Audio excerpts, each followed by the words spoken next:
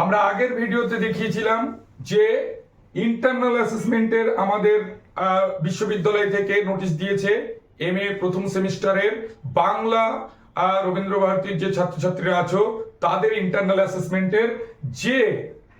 অ্যাসেসমেন্টের যে পেপারটি দিয়েছিল আমরা বলেছি সেখানে কি করে ভালো নম্বর পাওয়া যায় সেই বিষয়ে আলোকপাত করব। আমাদের সেমিস্টার 1-এ বাকি সেমিস্টার নিয়ে আমরা পরবর্তী ভিডিওগুলোতে আলোচনা করব। সেমিস্টার 1-এ আমাদের দেখো আছে কত 5টা ইউনিট আছে, অর্থাৎ এটা core course CC 1.1 1.2 CC 1.3 CC 1.4 CC 1.5 এই যে 5টা ইউনিট আছে, এই 5টা ইউনিটে 40 নম্বর করে আমাদের লিখিত, 10 নম্বর করে ইন্টারনাল। 40 নম্বর করে লিখিত আর 10 নম্বর করে ইন্টারনাল। এই যে ইন্টারনাল 10 নম্বর করে আছে, তোমরা দেখবে তোমাদেরকে দিয়ে দেওয়া হয়েছে একটা পেপার, যে পেপারে সিসি 1.1 এর 4টে প্রশ্ন, 1.2 এর 4টে প্রশ্ন, সিসি 1.3 এর 4টে প্রশ্ন, এইভাবে 4, 5 এর সব 4টে করে প্রশ্ন দেওয়া হয়েছে। আমি তোমাদের স্ক্রিনে সেটা দেখাচ্ছি, তোমরা দেখে নেবে। আছে এই 4টে করে প্রশ্ন, প্রতি প্রশ্নে 10 নম্বর করে আছে। আমরা বলেছি যে যেমন তেমন করে শুধু 2K জমা দিলেই 10 নম্বর পাবে না, তার একটা ফ্রন্ট পেজ ইউনিভার্সিটি থেকে দিয়ে দেওয়া হয়েছে, সেটা তোমাকে ডাউনলোড করতে হবে।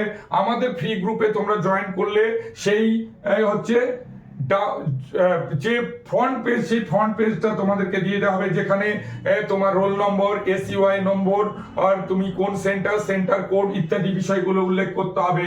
সেকেন্ড পেজে তোমাকে উল্লেখ করতে হবে কি, তোমার যে আই কার্ডটা আছে সেই আইডেন্টি কার্ডের হচ্ছে তোমার জেরক্স কপি দিতে হবে। তারপরে এটা ফার্স্ট পেজ ইউনিভার্সিটির পেজ, সেকেন্ড পেজ আই কার্ডের জেরক্স, থার্ড পেজে তোমাকে কি করতে হবে, থার্ড পেজে তোমাকে একটা সূচিপত্র বানাতে হবে।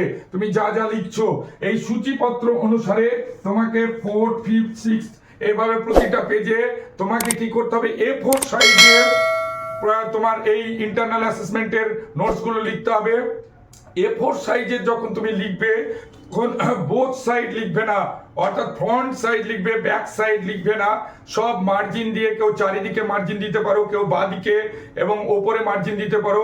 মার্জিন দিয়ে সুন্দর করে প্রত্যেকটা প্রশ্ন কোন ইউনিটের কত নম্বর প্রশ্নটা লিখছো সেটা হেডিং করে প্রশ্নটাকে খানিকটা টুকে তারপরে তুমি অ্যান্সার লিখবে।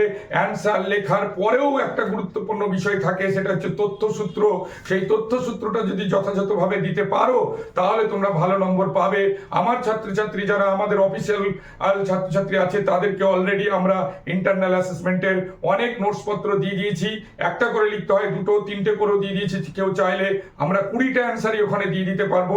এবং হচ্ছে কিভাবে তথ্যসূত্র লিখতে হয়, তথ্যসূত্র কতটা জেনুইন হতে হয়, সেই সমস্ত কিছু আমি আমার ক্লাসে ডিটেল বলছি।